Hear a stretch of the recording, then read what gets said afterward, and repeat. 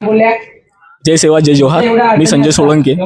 आता 2026 मध्ये ऑगस्ट महिन्यामध्ये 5 तारखेला एक GR काढला. त्या GR मध्ये काही दुरुस्त्या सुचवून त्यांनी 14 तारखेला जो पूरत केला. माझं असं मत आहे की त्या GR मध्ये स्पष्टपणे असा उल्लेख केलेला आहे की तुम्ही वयाची मर्यादा टाकून राहिलेली आहे. पहिले तुम्ही 26 वर्ष टाकला, आता 30 वर्ष टाकलाय.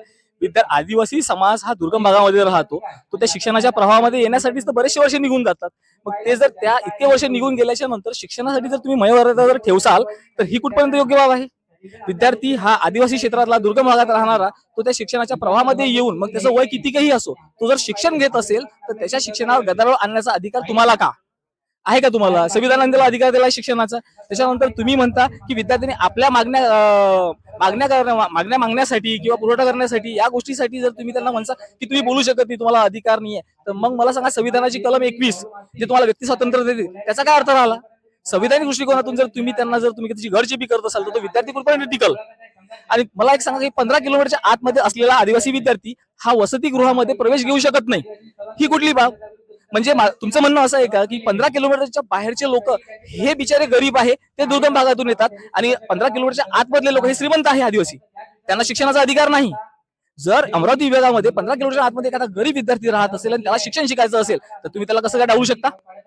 ही जे तुम्ही ह्या पद्धतीने जो तुम्ही विद्यार्थ्याची गळचेपी करून राहिलेली आहे आणि असे अनैतिक जर जे तुम्ही राजकीय आपल्या पोळ्या शेकण्यासाठी जर तुम्ही GR काढत असाल, शासन निर्णय काढत असाल, तर त्या शासन निर्णयाचा निषेध असला पाहिजे. आणि सर्वात महत्वाची गोष्ट म्हणजे की याला जबाबदार मी असं मानतो की डिप्लोमेट बसलेले आहेत. GR हा कोण बनवतो? डिप्लोमेट बनवतात आणि नंतर मग त्याच्यावरती हे मंत्री संत्री त्याच्यावर निर्णय घेतात.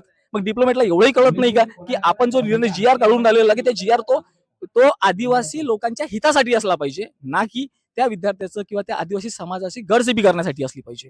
कुठेतरी ह्या गोष्टी सर्व चुकून राहिलेल्या आहे. एवढा मोठा जनसागर समूह, आदिवासी संघटना, राजकीय लोक असो किंवा विद्यार्थी असो, या सर्वांनी एकत्र येऊन या गोष्टीसाठी निषेध करायला पाहिजे. आणि महत्वाची गोष्ट, या सर्व बाबी जर तुमच्या आदिवासी मंत्र्याला माहित आहे तर त्यांनी याच्यावर मौन धरणं हे चुकीचं. त्यांनी त्याच्यावरती कारवाई करायला पाहिजे. त्यांनी तो सरळ सरळ GR जो आहे तो रद्द करायला पाहिजे. आणि विद्यार्थ्याच्या हेतूसाठी, विद्यार्थ्याच्या विकासासाठी, सामाजिक विकासासाठी काहीतरी खटाटोप करा. काहीतरी तुम्ही परियोजना आणा आणि विद्यार्थी कसा सक्षम होईल याच्याकडे लक्ष द्या. आता जसं आमचे विद्यार्थी आश्रमशाळेमध्ये शिकून राहिलेले आहेत, आश्रमशाळेचं पालकत्व जेव्हा विद्यार्थी घेतलं जातं त्याचं पालकत्व हे प्रकल्प अधिकारी घेतात. पण प्रकल्प अधिकाऱ्याची जबाबदारी असते की तो विद्यार्थ्याचं शिक्षण, आरोग्य, एज्युकेशन, त्याच्यानंतर त्याचा आहार, या सर्वकडे लक्ष देण्याची जबाबदारी हे प्रकल्प अधिकाऱ्याची आहे. प्रकल्प अधिकारी काय करतोय?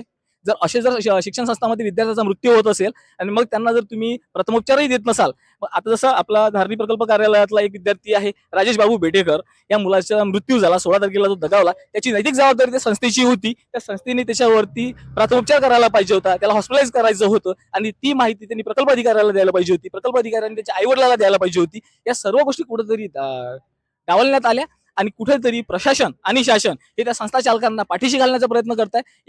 एक सामान्य गरीब होतकरू विद्यार्थी, जो सायन्सचा विद्यार्थी होता वर्ग 11वीचा, तो दगावला, पण त्याच्यावरती कोणाचं काही घेणं देणं नाही, आणि आज हे आपल्या पोळ्या शिकायला तयारच आहे. मग यांचं नामांकन रद्द झालं पाहिजे, याच्यावर सदोष मानववधाचा गुन्हा दाखल झाला पाहिजे, आणि त्या राजेश बाबू वानखडे आणि त्याच्यासोबत जे इतर विद्यार्थी आहेत जे बिमार पडलेले आहेत त्यांचा सर्व खर्च हा शासनानं करायला पाहिजे आणि तो प्रायव्हेटाईज झाला पाहिजे. या गोष्टीची मागणी आम्ही करत आहे आणि यासाठी हे आंदोलन सुरू आहे. धन्यवाद.